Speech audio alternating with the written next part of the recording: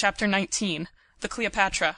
My stay at La Terrasse was prolonged a fortnight beyond the close of the vacation.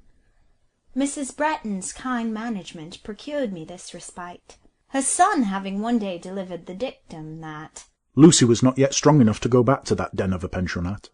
She at once drove over to the Rue Fossette, had an interview with the directress, and procured the indulgence, on the plea of prolonged rest and change being necessary to perfect recovery.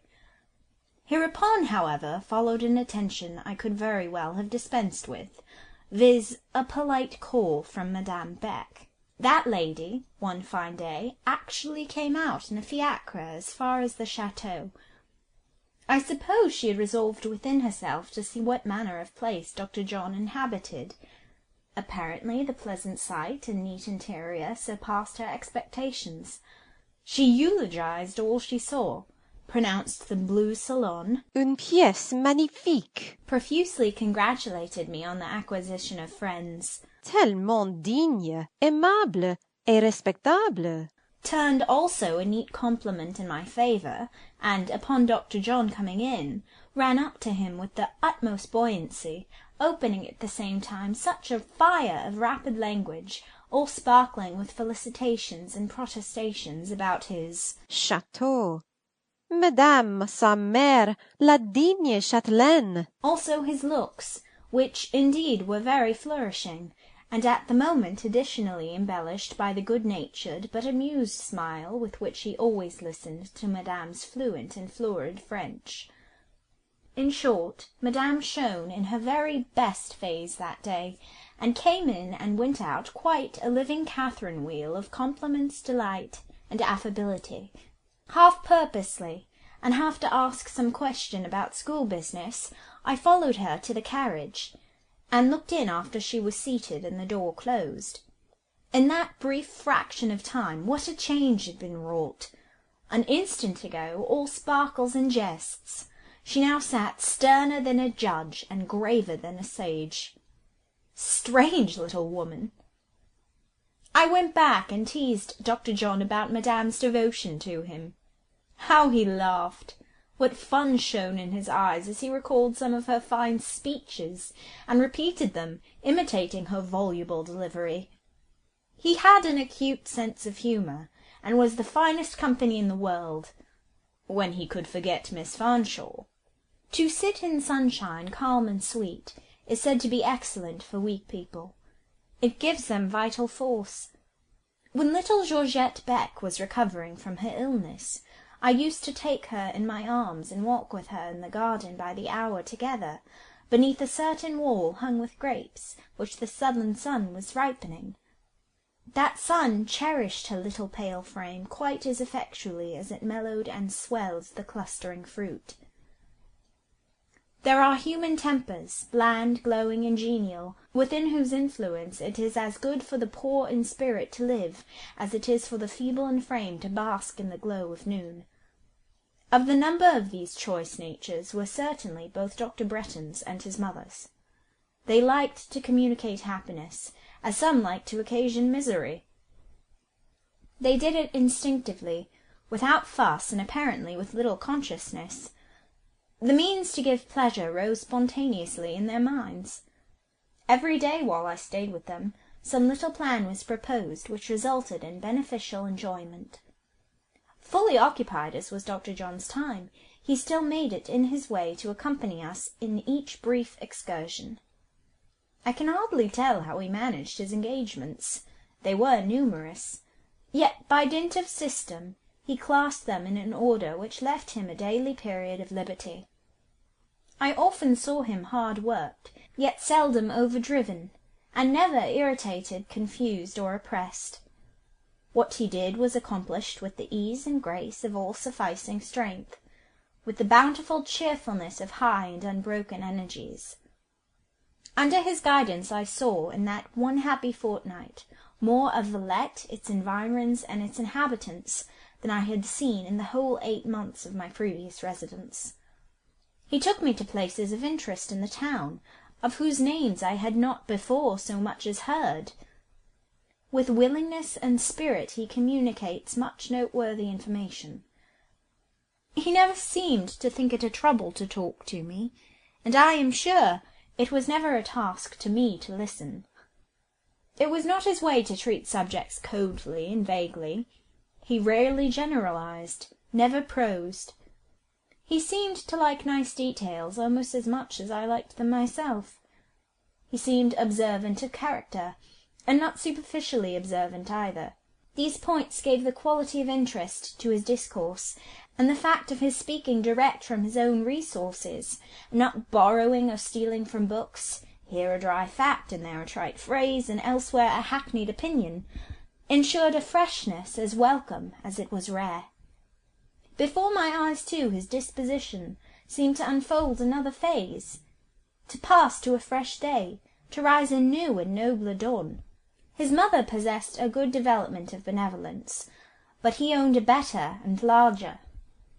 I found, on accompanying him to the basse ville, the poor and crowded quarter of the city, that his errands there were as much those of the philanthropist as the physician. I understood presently that cheerfully, habitually, and in single-minded unconsciousness of any special merit distinguishing his deeds, he was achieving, amongst a very wretched population, a world of active good. The lower orders liked him well. His poor patients in the hospitals welcomed him with a sort of enthusiasm. But stop! I must not, from the faithful narrator, degenerate into the partial eulogist. Well, full well do I know that Dr. John was not perfect, any more than I am perfect. Human fallibility leavened him throughout. There was no hour, and scarcely a moment of the time I spent with him, that in act or speech or look he did not betray something that was not of a god. A god could not have the cruel vanity of Dr. John, nor his sometime levity. No immortal could have resembled him in his occasional temporary oblivion of all but the present, in his passing passion for that present, shown not coarsely by devoting it to material indulgence, but selfishly by extracting from it whatever it could yield of nutriment to his masculine self-love. His delight was to feed that ravenous sentiment, without thought of the price of provender, or care for the cost of keeping it sleek and high-pampered. The reader is requested to note a seeming contradiction in the two views which have been given of Graham Bretton, the public and private, the outdoor and the indoor view. In the first, the public, he is shown oblivious of self, as modest in the display of his energies as earnest in their exercise. In the second, the fireside picture, there is expressed consciousness of what he has and what he is, pleasure in homage, some recklessness in exciting, some vanity in receiving the same. Both portraits are correct. It was hardly possible to oblige Dr. John quietly and in secret. When you thought that the fabrication of some trifle dedicated to his use had been achieved unnoticed, and that, like other men, he would use it when placed ready for his use, and never ask whence it came, he amazed you by a smilingly uttered observation or two, proving that his eye had been on the work from commencement to close, that he had noted the design, traced its progress, and marked its completion. It pleased him to be thus served, and he let his pleasure beam in his eye and play about his mouth. This would have been all very well, if he had not added to such kindly and unobtrusive evidence a certain wilfulness in discharging what he called debts. When his mother worked for him, he paid her by showering about her his bright animal spirits, with even more affluence than his gay, taunting, teasing, loving wont. If Lucy Snowe were discovered to have put her hand to such work, he planned, in recompense, some pleasant recreation. I often felt amazed at his perfect knowledge of Villette, a knowledge not merely confined to its open streets, but penetrating to all its galleries, salles, and cabinets. Of every door which shut in an object worth seeing, of every museum, of every hall, sacred to art or science, he seemed to possess the open sesame. I never had a head for science, but an ignorant, blind, fond instinct inclined me to art. I liked to visit the picture galleries, and I dearly liked to be left there alone. In company, a wretched idiosyncrasy forbade me to see much or to feel anything. in unfamiliar company, where it was necessary to maintain a flow of talk on the subjects in presence, half an hour would knock me up with a combined pressure of physical lassitude and entire mental incapacity. I never yet saw the well-reared child, much less the educated adult, who could not put me to shame by the sustained intelligence of its demeanour under the ordeal of a conversible, sociable visitation of pictures, historical sites, or buildings, or any lines of public interest. Dr. Bretton was a cicerone after my own heart. He would take me betimes, ere the galleries were filled, leave me there for 2 or 3 hours, and call for me when his own engagements were discharged. Meantime I was happy not always in admiring, but in examining, questioning, and forming conclusions. In the commencement of these visits, there was some misunderstanding and consequent struggle between will and power.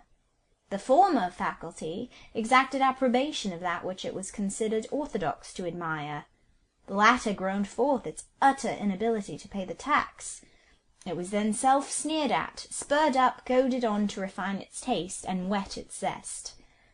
The more it was chidden, however, the more it wouldn't praise. Discovering gradually that a wonderful sense of fatigue resulted from these conscientious efforts, I began to reflect whether I might not dispense with that great labour, and concluded eventually that I might, and so sank supine into a luxury of calm before 99 out of 100 of the exhibited frames. It seemed to me that an original and good picture was just as scarce as an original and good book. Nor did I, in the end, tremble to say to myself, standing before certain chefs-d'œuvre bearing great names, "These are not a whit like nature. Nature's daylight never had that colour, never was made so turbid, either by storm or cloud, as it is laid out there, under a sky of indigo. And that indigo is not ether, and those dark weeds plastered upon it are not trees." Several very well executed and complacent-looking fat women struck me as by no means the goddesses they appeared to consider themselves. Many scores of marvellously finished little Flemish pictures, and also of sketches excellent for fashion books, displaying varied costumes in the handsomest materials, gave evidence of laudable industry whimsically applied. And yet there were fragments of truth here and there which satisfied the conscience, and gleams of light that cheered the vision. Nature's power here broke through in a mountain snowstorm, and there her glory in a sunny southern day. An expression in this portrait proved clear insight into character. A face in that historical painting, by its vivid filial likeness, startlingly reminded you that genius gave it birth. These exceptions I loved. They grew dear as friends. One day, at a quiet early hour, I found myself nearly alone in a certain gallery, wherein one particular picture of portentous size, set up in the best light, having a cordon of protection stretched before it, and a cushioned bench duly set in front for the accommodation of worshipping connoisseurs, who, having gazed themselves off their feet, might be fain to complete the business sitting. This picture, I say, seemed to consider itself the queen of the collection. It represented a woman, considerably larger, I thought, than the life. I calculated that this lady, put into a scale of magnitude, suitable for the reception of a commodity of bulk, would infallibly turn from 14 to 16 stone. She was indeed extremely well fed.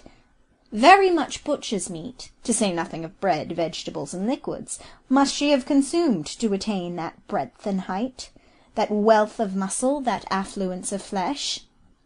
She lay half reclined on a couch. Why, it would be difficult to say. Broad daylight blazed round her.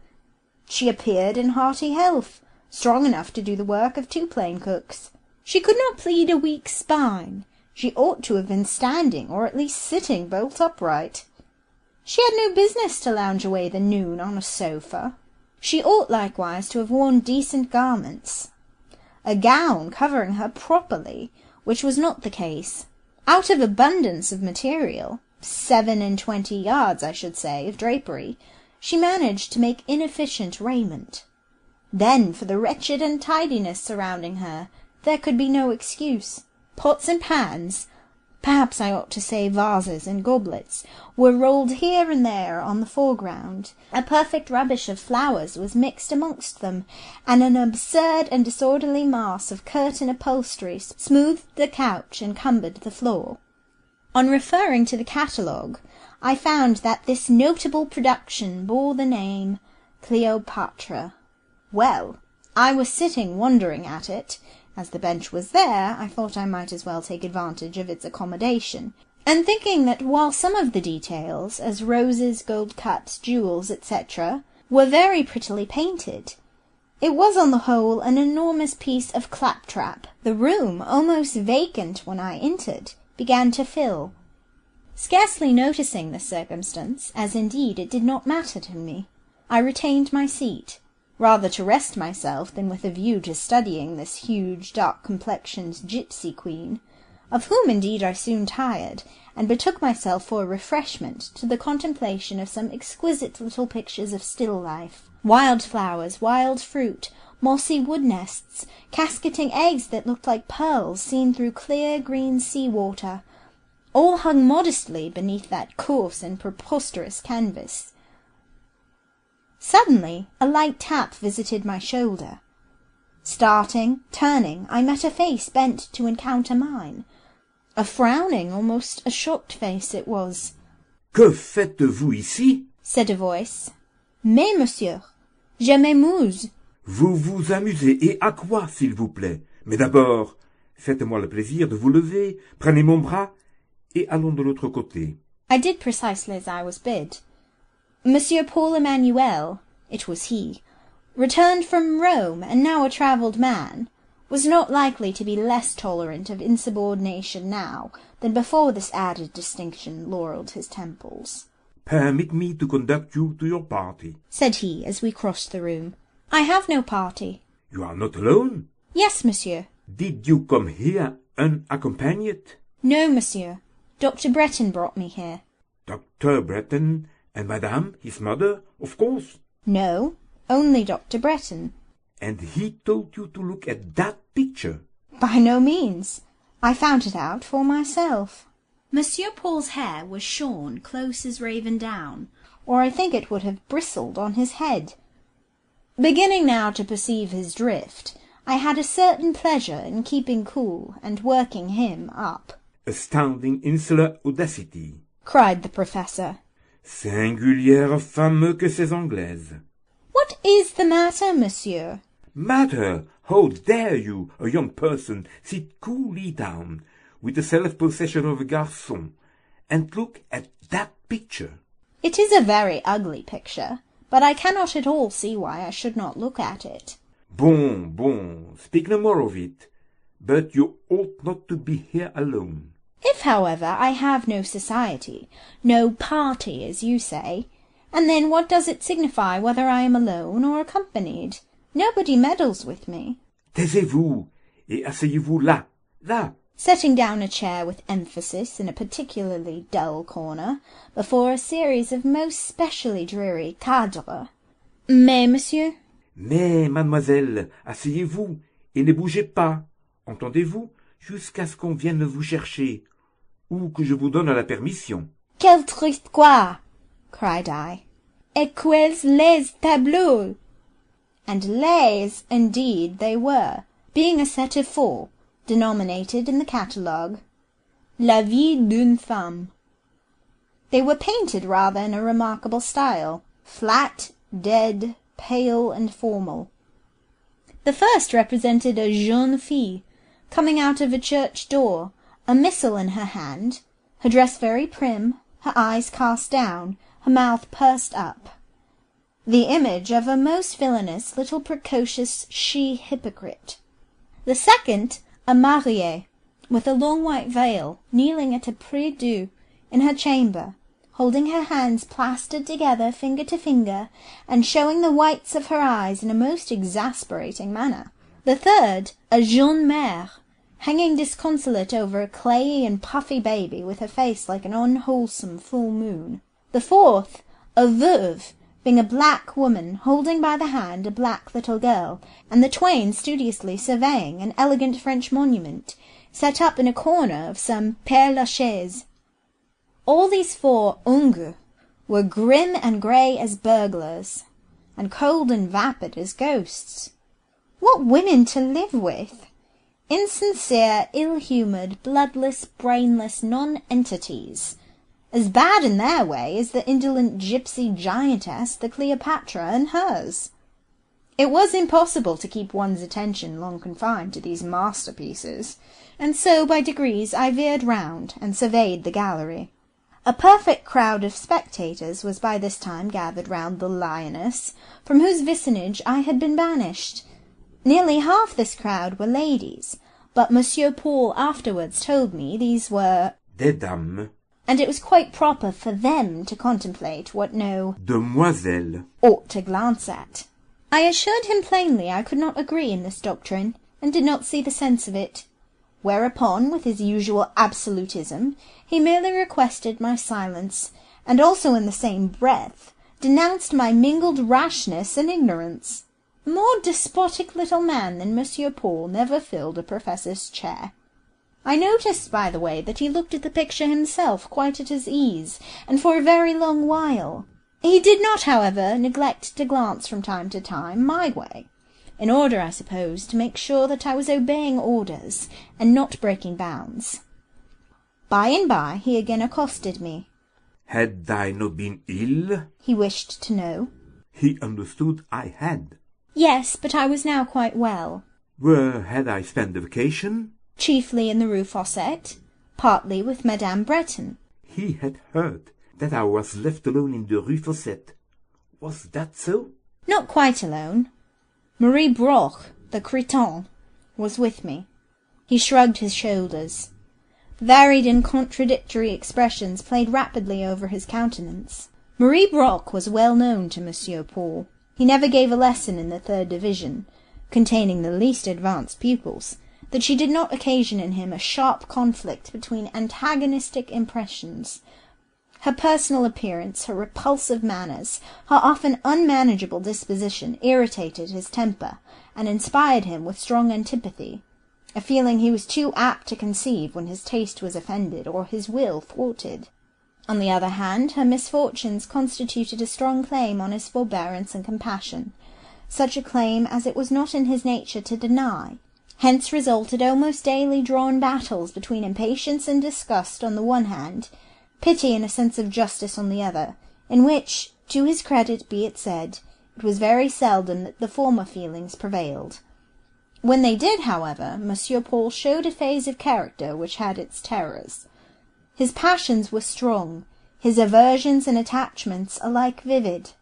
The force he exerted in holding both in check by no means mitigated an observer's sense of their vehemence.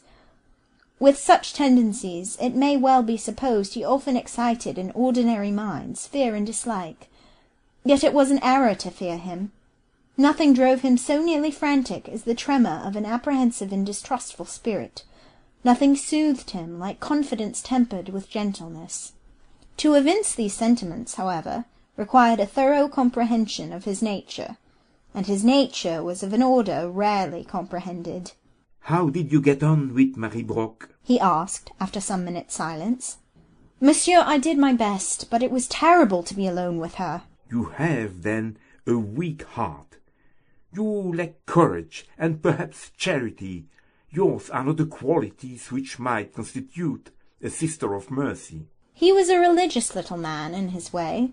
The self-denying and self-sacrificing part of the Catholic religion commanded the homage of his soul. I don't know, indeed. I took as good care of her as I could, but when her aunt came to fetch her away, it was a great relief. Ah, you are an egotist. There are women who have nursed hospital full of similar unfortunates. You could not do that? Could Monsieur do it himself? Women who are worthy the name ought infinitely to surpass or coarse, fallible, self-indulgent sex in the power to perform such duties. I washed her, I kept her clean, I fed her, I tried to amuse her, but she made mouths at me instead of speaking. You think you did great things? No, but as great as I could do. Then Limited are your powers. For intending one idiot, you fell sick. Not with that, monsieur. I had a nervous fever. My mind was ill. Vraiment, vous valez peu de choses. You are not cast in an heroic mould. Your courage will not avail to sustain you in solitude. It merely gives you the temerity to gaze with sang-froid at pictures of Cleopatra. It would have been easy to show anger at the teasing, hostile tone of the little man. I had never been angry with him yet, however, and had no present disposition to begin. "Cleopatra," I repeated quietly. "Monsieur, too, has been looking at Cleopatra. What does he think of her?" Cela ne vaut rien. He responded. Une femme superbe, une taille d'impératrice, des formes de genou, mais une personne dont je ne voudrais ni pour femme, ni pour fille, ni pour sœur. Ainsi, vous ne jetterez plus un seul coup d'œil de son côté. "But I've looked at her a great many times while monsieur has been talking. I can see her quite well from this corner." Turn to the wall and study your 4 pictures of a woman's life. "Excuse me, Monsieur Paul, they are too hideous. But if you admire them, allow me to vacate my seat and leave you to their contemplation," Mademoiselle, he said, grimacing a half-smile, or what he intended for a smile, though it was but a grim and hurried manifestation. you nurslings of Protestantism, astonish me. You unguarded Englishwomen walk calmly amid red-hot ploughshares and escape burning. I believe if some of you weren't thrown into Nebuchadnezzar's hottest furnace, you would issue forth untraversed by the smell of fire. "Will monsieur have the goodness to move an inch to one side?" How? At what are you gazing now? You are not recognizing an acquaintance amongst that group of Jean? "I think so. Yes, I see there a person I know. In fact, I had caught a glimpse of a head too pretty to belong to any other than the redoubted Colonel de Hamal. What a very finished, highly polished little pate it was! What a figure, so trim and natty! What womanish feet and hands! How daintily he held a glass to one of his optics! With what admiration he gazed upon the Cleopatra, and then how engagingly he tittered and whispered a friend at his elbow! Oh, the man of sense! Oh, the refined gentleman of superior taste and tact!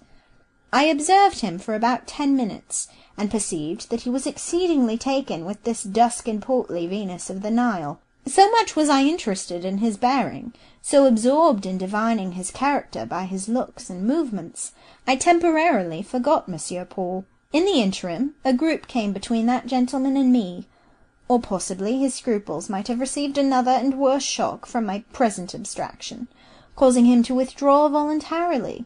At any rate, when I again looked round, he was gone. My eye, pursuant of the search, met not him, but another and dissimilar figure, well seen amidst the crowd, for the height as well as the port lent each its distinction. This way came Dr. John, in visage, in shape, in hue, as unlike the dark, acerb, and caustic little professor, as the fruit of the Hesperides might be unlike the sloe in the wild thicket, as the high-couraged but tractable Arabian as unlike the rude and stubborn Sheltie. He was looking for me, but had not yet explored the corner where the schoolmaster had just put me. I remained quiet. Yet another minute I would watch. He approached de Hamal. He paused near him. I thought he had a pleasure in looking over his head. Dr. Bretton, too, gazed on the Cleopatra. I doubt if it were to his taste. He did not simper like the little Count. His mouth looked fastidious, his eye cool. Without demonstration he stepped aside, leaving room for others to approach. I saw now that he was waiting, and rising, I joined him. We took one turn round the gallery. With Graham it was very pleasant to take such a turn. I always liked dearly to hear what he had to say about either pictures or books, because without pretending to be a connoisseur, he always spoke his thought, and that was sure to be fresh. Very often it was also just and pithy. It was pleasant also to tell him some things he did not know. He listened so kindly, so teachably, unformalized by scruples lest so to bend his bright handsome head to gather a woman's rather obscure and stammering explanation should imperil the dignity of his manhood. and when he communicated information in return, it was with a lucid intelligence that left all his words clear graven on the memory. No explanation of his giving, no fact of his narrating, did I ever forget. As we left the gallery, I asked him what he thought of the Cleopatra, after making him laugh by telling him how Professor Emmanuel had sent me to write about, and taking him to see the sweet series of pictures recommended to my attention. "Pooh!" said he. "My mother is a better-looking woman. I heard some French fops yonder designating her as le type de voluptueux. If so, I can only say le voluptueux is little to